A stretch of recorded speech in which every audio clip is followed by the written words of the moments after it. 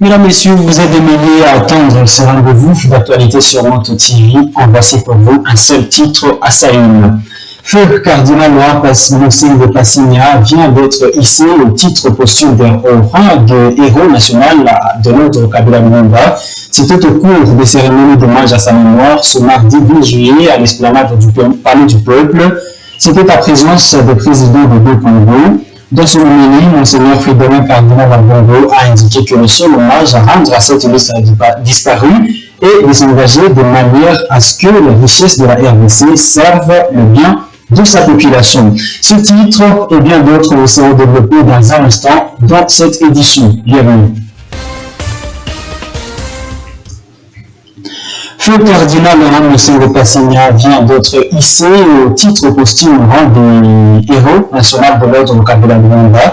C'était au cours des cérémonies d'hommage à sa mémoire qui se sont déroulées ce mardi 20 juillet à l'esplanade du Palais du Peuple. C'était à présence des présidents des deux Congos, d'un parterre des cardinaux et archevêques de plusieurs pays du continent africain.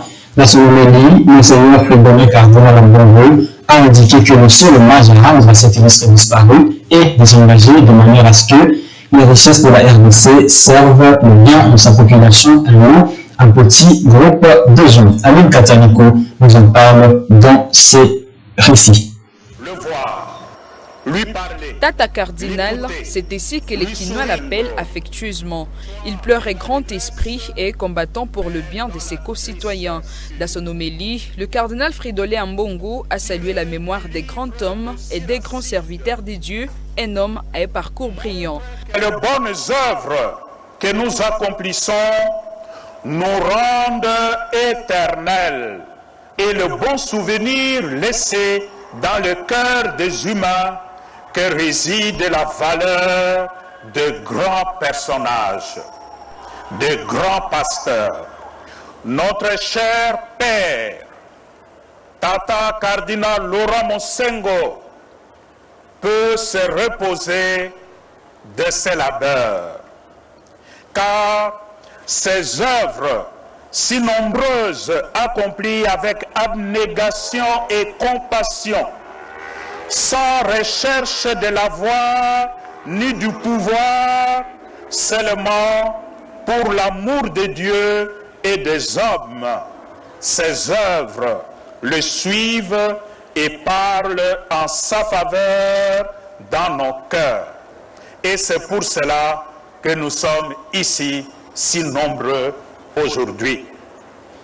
Mais il nous laisse un lourd héritage.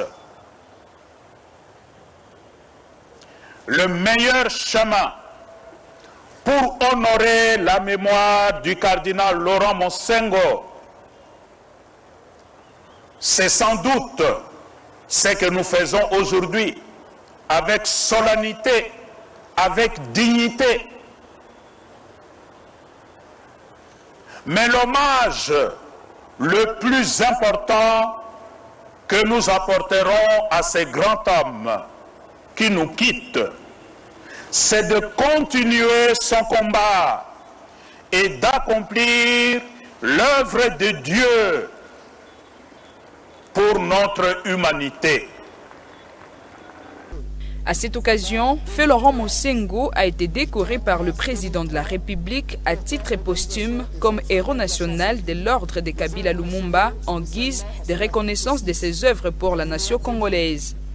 Considérant le mérite de l'intéressé, remarqué à travers d'éminents services rendus à la nation congolaise, dont le rôle politique important qu'il a joué depuis la conférence nationale souveraine tenue en 1991 jusqu'à sa mort, et celui prophétique de premier plan en sa qualité de prince de l'Église catholique romaine en République démocratique du Congo, faisant de lui l'un des meilleurs fils de ce pays, vu la nécessité et l'urgence, sur proposition du chancelier des ordres nationaux, ordonne, article 1er, est admis à titre posthume dans l'ordre national héros nationaux Kabila Lumumba au grade de grand cordon, son éminence Laurent Cardinal Monsengo Passigna.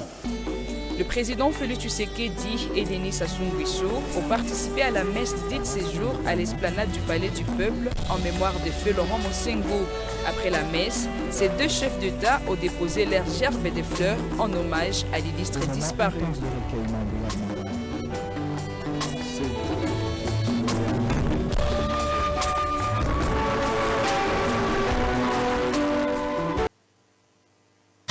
Toujours en religion, mais l'islam cette fois, les musulmans célèbrent ce mardi 20 juillet l'Eid al-Adha, ou la fête de la Tabaski, connue sous l'appellation de la fête du mouton. Par cette célébration, les fidèles de Mohammed se souviennent du prophète Abraham qui devait sacrifier son fils Ismaël à Dieu.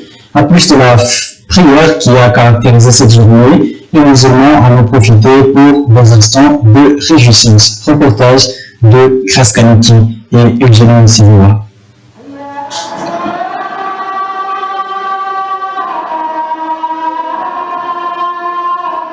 Nous sommes à la mosquée Abrar Youssoufou, située au centre-ville de Butembo. C'est ici où se déroulent des séances de prière de musulmans, comme ce jour où ils célèbrent l'Eid al-Adha. Étant un moment festif, voilà qui explique l'immolation de cette vache. Selon le représentant régional de musulmans en ville de Butembo, Cheikh Hassan Kisaka Hassan, la fête du mouton, qui intervient le 10e jour du 12e mois, conformément au calendrier islamique, marque deux événements importants dans la religion musulmane, notamment le pèlerinage à la Mecque qui n'a pas été possible à cause de la Covid-19. Aujourd'hui, c'est la fête appelée communément fête des moutons, soit la Tabaski. En arabe, c'est Eid al-Adha, qui signifie la grande fête. Ou encore, c'est la fête. D'abord, cette fête-là marque des événements. Premièrement, aujourd'hui, c'est la fête de pèlerinage. Ceux qui étaient partis à Mecque, aujourd'hui, c'est la fête du pèlerinage. Et aussi, la journée d'aujourd'hui nous rappelle l'histoire de notre prophète noble Abraham, quand il a voulu donner en offrande son fils Ismaël. Chez nous, c'est Ismaël. Maintenant, Dieu a récompensé Abraham en lui offrant un mouton. C'est pour laquelle aujourd'hui on parle des fêtes des moutons. Et il est demandé à tous les musulmans d'immoler le mouton en mémoire de notre prophète Abraham. Responsable religieux précise que la fête de la Tabaski, qui implique la réjouissance, appelle également les musulmans au partage du repas avec son entourage. Changeons de chapitre pour parler autre chose dans cette édition. L'administrateur militaire du territoire de Lubero, colonel Dona Mandonga, est en séjour de travail à Mangolojipa, donc le secteur de Bapere depuis le lundi 19 juillet. L'objectif de sa mission est de sensibiliser les groupes armés actifs dans la zone à la reddition avant d'envisager une opération militaire contre les réfractaires. Il a profité de son séjour pour conscientiser la population du danger que représente le coronavirus si celle-ci n'observe pas les mesures barrières. Robert Mwidera et dans sa suite, voici son reportage.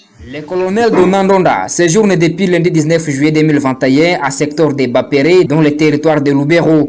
Il est dans une mission de service accompagné du général Manchikala, des responsables de la société civile ainsi que de son équipe de travail. À son arrivée, l'administrateur du territoire de Lubero a été accueilli par les éléments de FARDC, la population locale ainsi que toute l'administration du secteur de Bapere.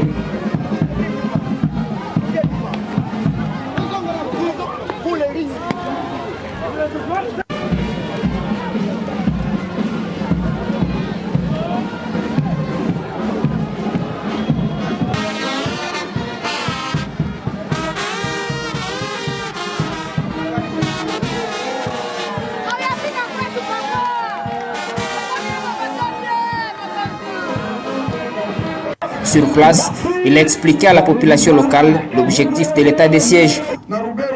à peu près 17 groupes armés. Na katika mtaa Lubero inakuwa na kundi karibu 17 ya majimaji. Territoire moko metozana groupes armés 17 na territoire moko. Lakini katika mtaa moja inakuwa na kundi karibu 17. Tozali obligé ya koya kufana na Lubero pona kosisa makambo oyo. Sisi tunaitwa kuja kukaa katika mtaa wa Lubero ili tumalize mambo hii. Et puis tukotambola na mboka nyonso ya territoire Lubero. Na baadaye tutatembea katika miji yote ya mtaa Lubero. On a profité de l'occasion pour les inviter au respect des gestes barrières. On négligeait geste barrière te bo respecter yango. Msiweze kudharau kanuni ya kuweza kutia usafi, msizarau. Covid eza makasi. Magonjwa ya Covid iko makali sana. Sengeli tomi batela. Inabidi kujichunga. Pendant son séjour dans le secteur de Bapéré, l'administrateur du territoire Donandonda sera en contact avec toutes les couches de la population du secteur de Bapéré.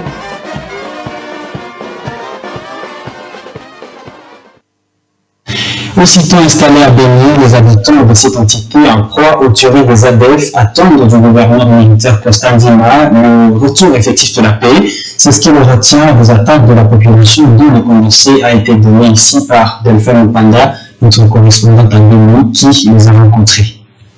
Les attentes de la population sont orientées vers le retour de la paix dans la région de Béni. La population demande au gouverneur de lancer les opérations sérieuses contre les groupes armés ADF, accusés d'être responsables des massacres dans cette région depuis plusieurs années. La population s'engage à accompagner les militaires engagés sur la ligne de front pour éradiquer l'insécurité. Nous voulons qu'il fasse le travail en restaurant la sécurité. Quand il s'installe chez nous, ça nous réjouit. Mais ça sera mieux quand la paix reviendra grâce à ses efforts.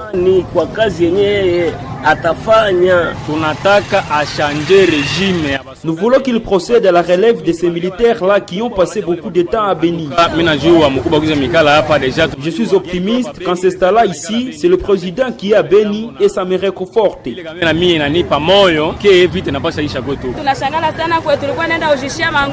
Nous ne savons plus aller vendre dans les villages suite à l'insécurité. Nous attendons de lui la paix.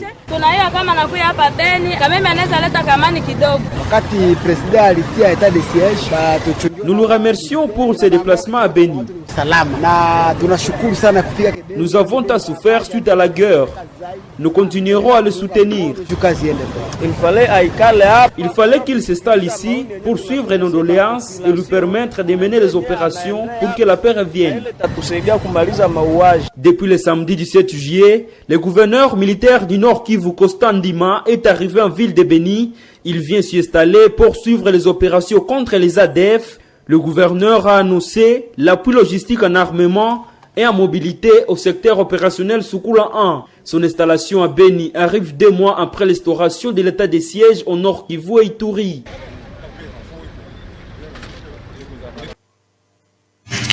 Le syndicat des médecins du Congo, section de Nord Kivu, a été reçu le lundi 19 juillet par le gouverneur du Nord Kivu. Le commissaire divisionnaire principal Romu Okukalipopo pour lui faire part de leur revendication à cette période où ils sont en grève.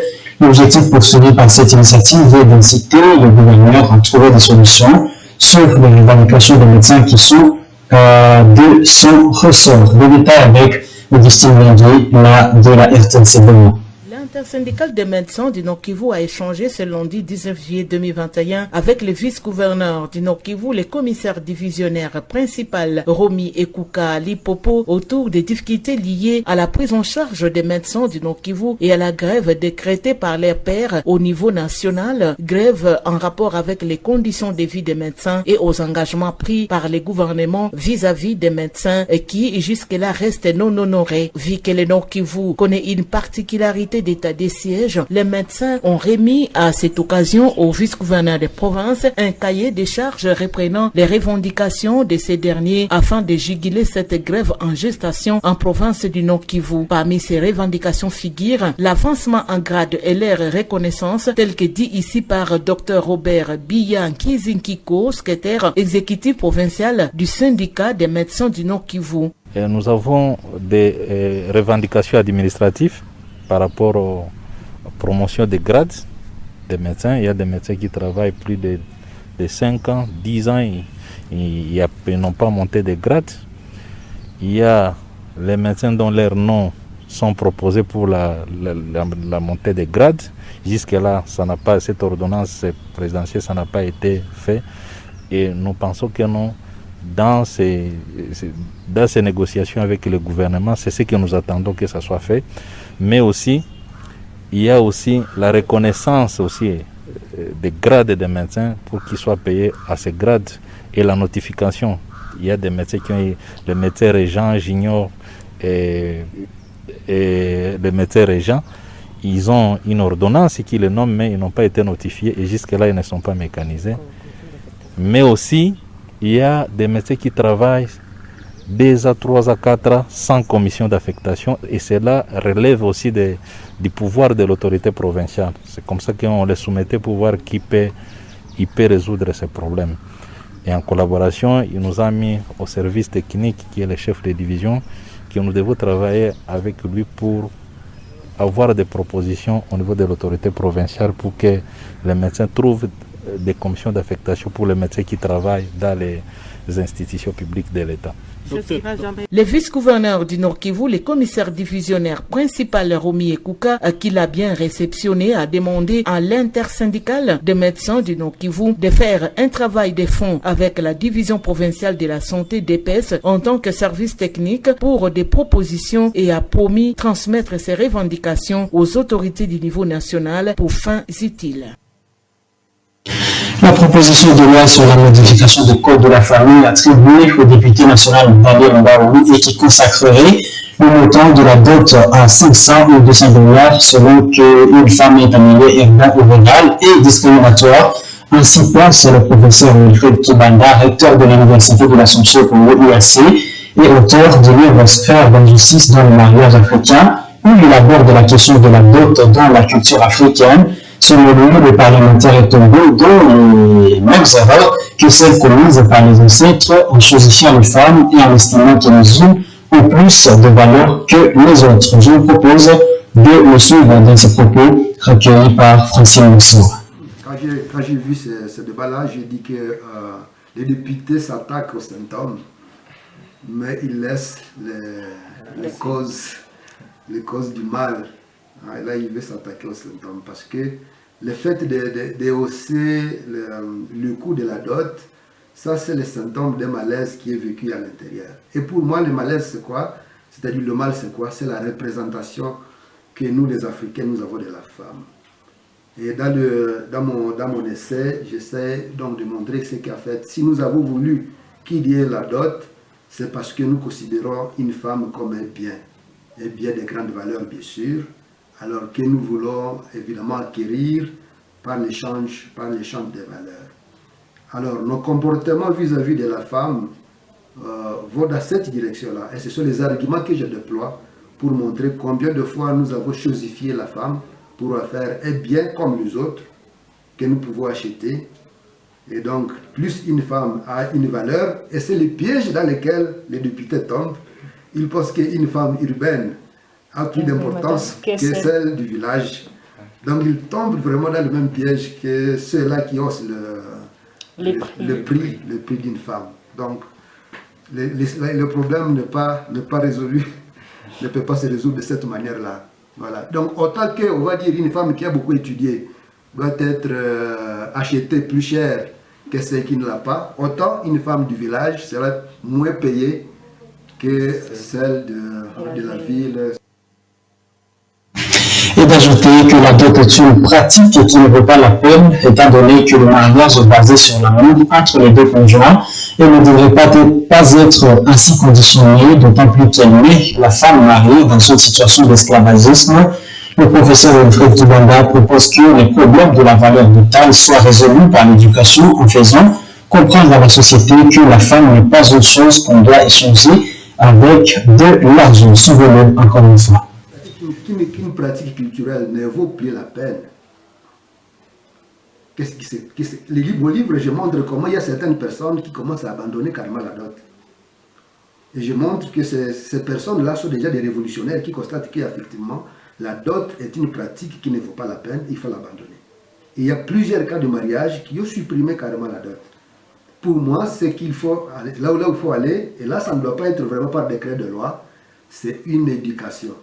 Il faut éduquer les gens qu'ils comprennent qu'on ne doit pas échanger une personne contre des valeurs monétaires. Dans mon livre, j'ai dit que c'est un processus qui peut durer longtemps. Donc ce n'est pas par décret que les gens vont abandonner la dot. Il faut éduquer, il faut que les gens comprennent que non, les femmes sont des personnes qui ne doivent pas être échangées comme ça. Donc il faudrait à mon avis éduquer les gens, montrer les méfaits de la dot, comment, je l'ai dit dans mon livre, comment la dot rend esclave les femmes dans leur foyer, et que à cause de cela, elles subissent des abus insupportables, tout simplement parce qu'il y a des valeurs qui ont été posées et qu'on ne peut pas bouger, qu'on ne peut pas remettre. Donc j'essaye d'explorer dans mon livre les méfaits, ou ce comme je peux le dire, les chaînes d'esclavage que représente la dot vis-à-vis de... Mesdames, messieurs, c'est la fin de cette édition du journal sur Moto TV. Merci à vous tous qui l'avez suivi. Au revoir.